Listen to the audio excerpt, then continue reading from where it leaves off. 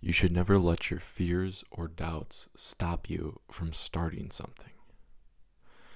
A lot of times we have these very out there fears or very abstract doubts that control what we do and oftentimes keep us in a box, keep us from changing, keep us from exploring outside of the village that we live in.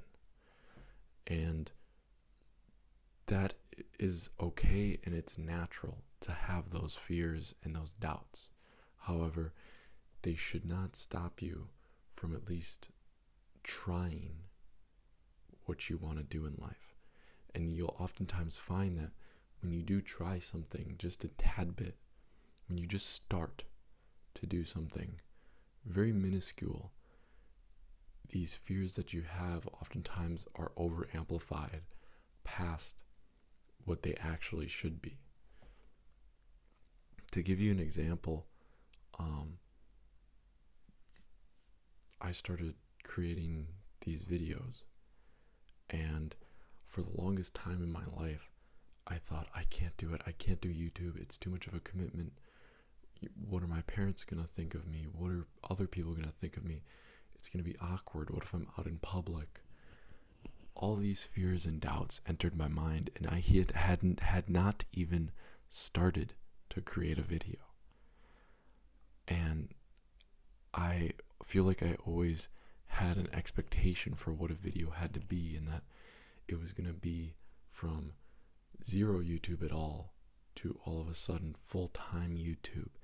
And of course that's overwhelming. Of course that's going to induce fear and be almost impossible. That's because we can't make a step like that. At least not when you're thinking about day to day. It's not like today I can not do YouTube and tomorrow, boom, I'm doing YouTube all the time. But what we need to do is set that expectation to be lower. You see, I've set this expectation to be these kind of crummy videos, but they allowed me to get my feet wet and to start something. And now that I've started it, my fears of, oh my god, what's this YouTube, what's gonna happen, how's this gonna affect my other life, blah blah, they start to become smaller the more I do this. And they start to, and things start to become a lot more tangible, a lot more easy to grasp for me. And I find that I'm finding the next step to the ladder. I may not be at the top, but at least I'm looking at that next step. So, back to you, just make sure that whatever is out there in life that you want to do, you start doing something extremely minuscule and tell yourself to do it every day. And by doing that, oftentimes you'll be surprised by how much progress you make, not only in whatever skill or hobby that you're doing, but in your own life and your own happiness.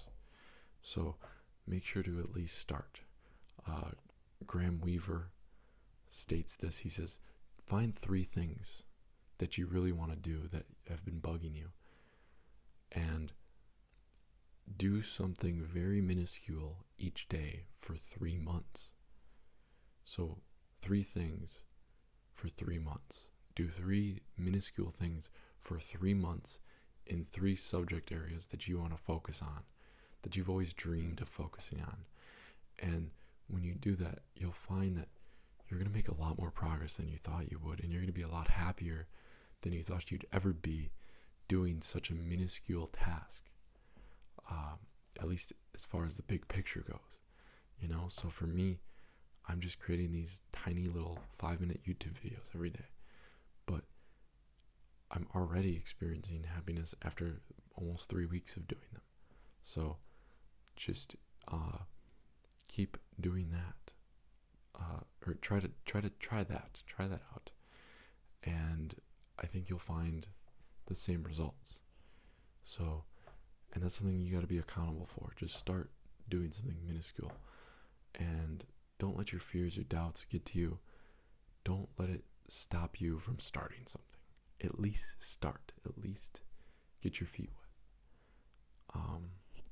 So I hope you can do that. I hope you can take something from this. And yeah, I apologize for the red light. I'm trying to go to bed, so it's dim out. Making sure I sort of keep that circadian rhythm going. And yeah, I'm hoping to get some good sleep tomorrow.